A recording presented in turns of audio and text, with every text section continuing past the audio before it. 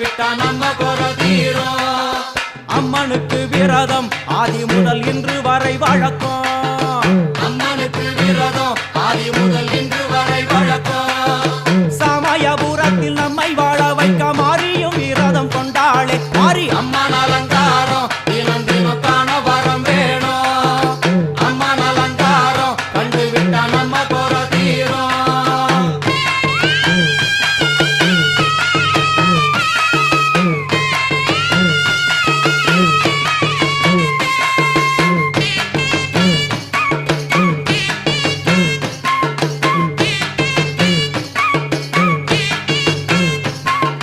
ஜாதி என்ன ஜாதி அம்மனுக்கு அன்பு ஒன்றே நீதி. ஜாதி என்ன ஜாதி அம்மனுக்கு அன்பு ஒன்றே நீதி.